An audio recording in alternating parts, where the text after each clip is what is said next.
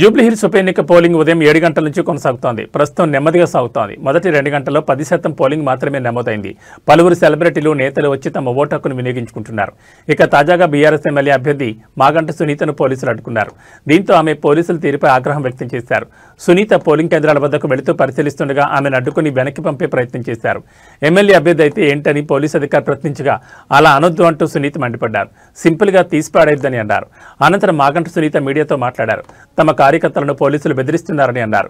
కాంగ్రెస్ ఎమ్మెల్యేలంతా జూబ్లీహిల్స్లోనే తిరుగుతున్నారని చెప్పారు. ఎంత అధికారంలో ఉంటే మాత్రం అధికారులు ఇష్టం వచ్చినట్లు ప్రవర్తిస్తారా అని ప్రశ్నించారు.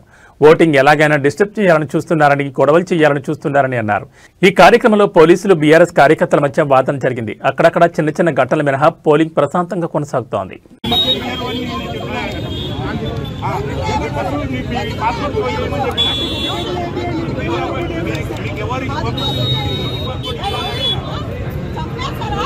వాళ్ళు వచ్చినాక మీరేం ప్రొడక్షన్ అన్న?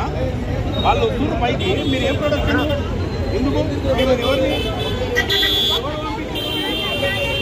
బాధకలుగుతుంది?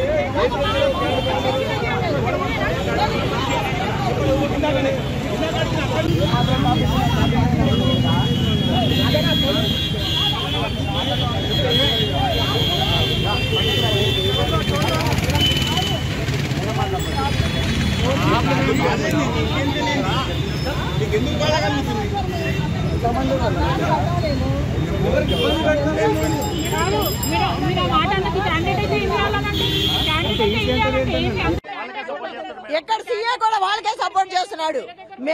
ఎటు వెళ్తా వెనక మాల వస్తున్నారు. ఏం రౌడీయిజం అండి ఇది?